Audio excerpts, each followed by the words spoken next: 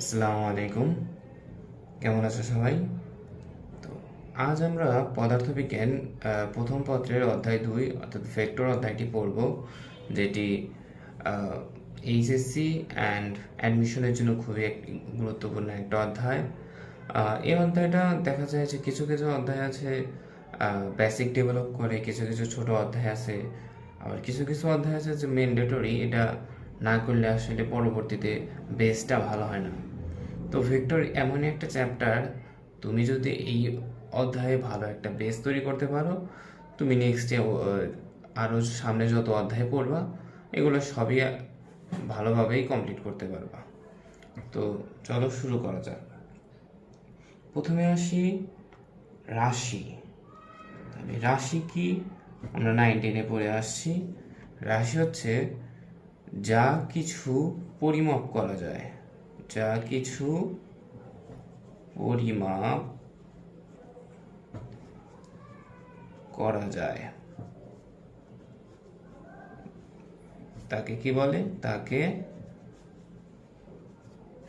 রাশি বলে। আচ্ছা, কি পরিমাপ করা যায়? সময় পরিমাপ করা যায়,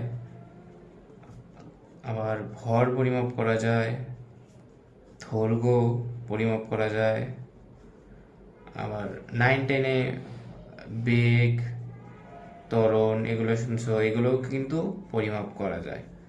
অর্থাৎ এই সবগুলোই পরিমাপ করা যায়। তো আমাকে কি বলতেছে? যা কিছু পরিমাপ করা যায় তাকে রাশি বলে। এটা একটা সিম্পল একটা সংজ্ঞা, তুমি চাইলে মুখস্থ করতে পারো। তো এই রাশিকে আবার দুভাগে ভাগ করা হয়েছে। রাশিকে দুভাগে ভাগ করা হয়েছে। কিসের ভিত্তিতে?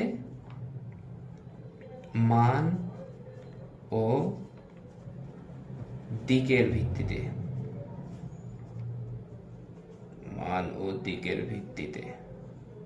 তো চলো কি কি? একটা হচ্ছেন ভেক্টর, বাকি সদিক রাশি। সদিক রাশি। আর একটা হচ্ছেন স্কেলর বা অদিক রাশি।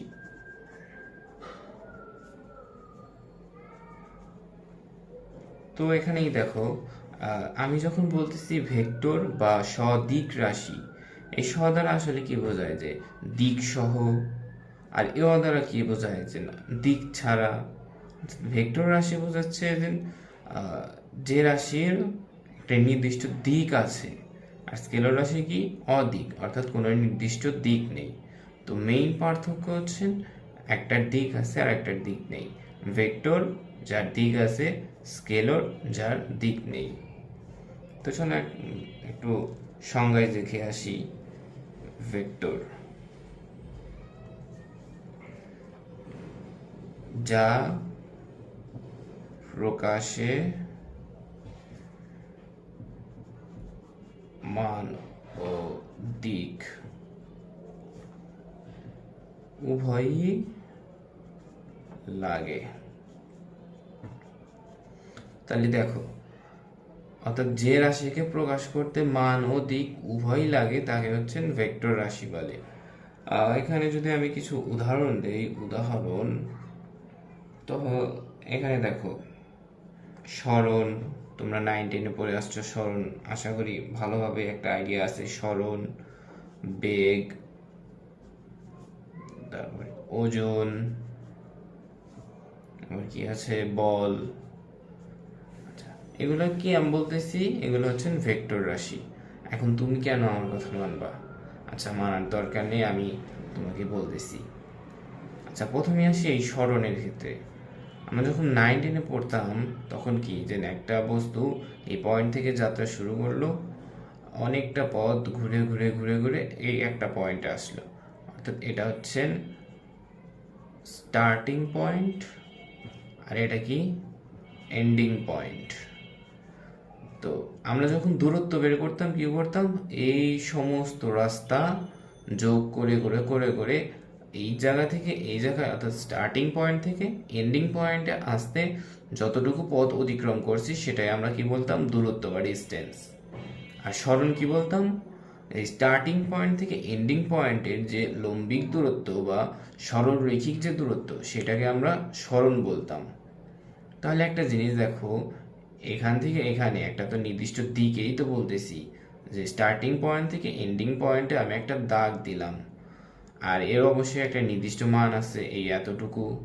তাহলে দেখো এর মানও আছে, একটা নির্দিষ্ট দিক।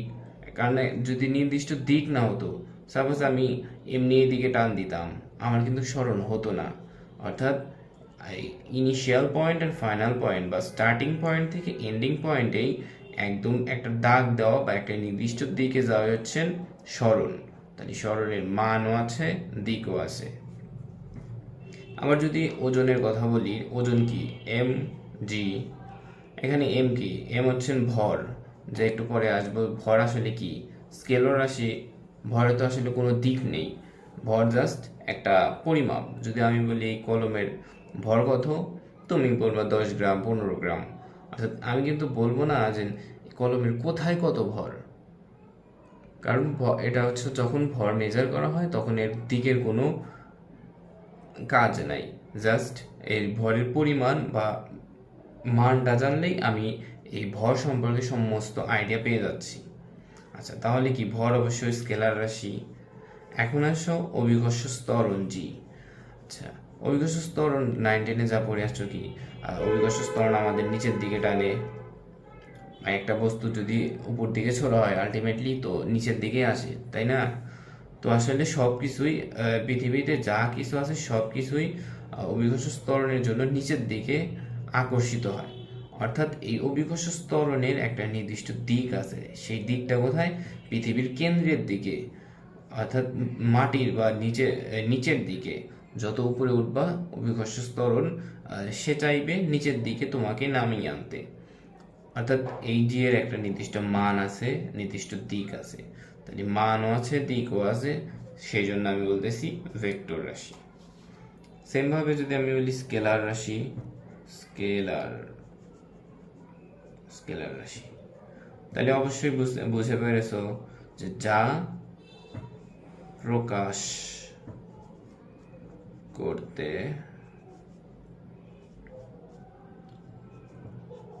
মান লাগে,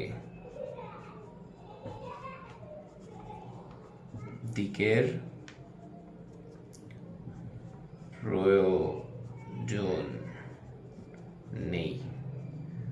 তোমাদের জন্য একটা ছোট সাজেশন, যেহেতু তোমরা শুরু থেকে মাত্র পড়াশোনা শুরু করতেছো, তো এই জিনিসগুলো একটা ছোট একটা খাতায় নোট করার চেষ্টা করবা। তাহলে যখন তুমি রিভাইজ দিবা, আমি সব এগুলো আসলে অত প্যারা হবে না। কিন্তু বই তুমি যদি রিডিং করতে যাও অনেক পড়া, তো তুমি কাজ করো, তুমি যেখান থেকেই পড়ো তুমি নোট তৈরি করার চেষ্টা করবা। ইনশাল্লাহ আমি তোমাদের এই ভেক্টর চ্যাপ্টারটা ধাপে ধাপে পুরো চ্যাপ্টারটাই শেষ করে দেব।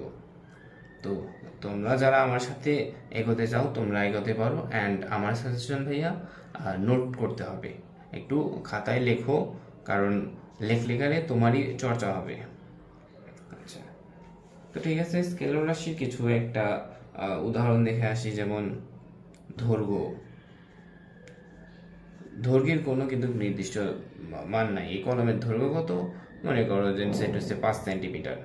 তার মানে এটার হচ্ছেন মান দ্বারা আমি বুঝতে পারছি কতটুকু, বা এর কোনো আসলে অন্য কোনো ডেফিনেশন দরকার পড়তেছে না। আবার যদি বলি ভর, যেটা বললাম এটাও স্কেলার রাশি। আবার হচ্ছেন কাজ, কতটুকু কাজ করছো, কতটুকু, কত জুল, যে আমি হ্যাঁ এই 5 জুল কাজ করছি, 10 জুল কাজ করছি, একটা নির্দিষ্ট অ্যামাউন্টের কাজ করছি। আমি কিন্তু বলতেছি না কোন দিকে কাজ করতেছো বা কি সমস্যা, আমি তোমাকে জাস্ট বলতেছি কতটুকু কাজ করছো। তুমি বলতেছো 10 জুল কাজ করছি, তার মানে তুমি মান দ্বারাই এই রাশির সম্পূর্ণ ভাবটা প্রকাশ করে দিতেছো। অর্থাৎ যে রাশির মান দ্বারাই প্রকাশ করা যায় তাকে হচ্ছেন স্কেলার রাশি বলে, এর কোনো দিকের কোনো প্রয়োজন পড়ে না। আচ্ছা, এখন আসি এই ভেক্টরের প্রকাশ। দেখো, অধ্যায়টা যেহেতু ভেক্টর, তাহলে অবশ্যই ভেক্টর নিয়ে পড়াশোনা করতে হবে। তো আগে পড়াশোনা শুরু করার আগে অবশ্যই তাকে তো একটু চিনতে হবে। তুমি তাকে না চিনলে তুমি তার সম্বন্ধে কিভাবে জানবে বলো? তো তাকে চেনার বা তাকে প্রকাশ করার দুইটা ওয়ে আছে। একটা হচ্ছে জ্যামিতিক জ্যামিতিক আর একটা হচ্ছে লিখে প্রকাশ। আচ্ছা, জ্যামিতিক কি প্রকাশ? সাপোজ তোমরা হচ্ছেন এক্স ওয়াই অক্ষ ভালোই আঁকতে পারো, যে মানে এটা এক্স, এটা ওয়াই, আমি এমনি ডিফাইন করলাম। তো এখানে একটা পয়েন্ট ধরলাম 0 বা ও। তাহলে এই পয়েন্ট থেকে আমি একটা জায়গায় যেতে চাইতেছি, সেটা ধরো হচ্ছে পি, এই পি পয়েন্ট।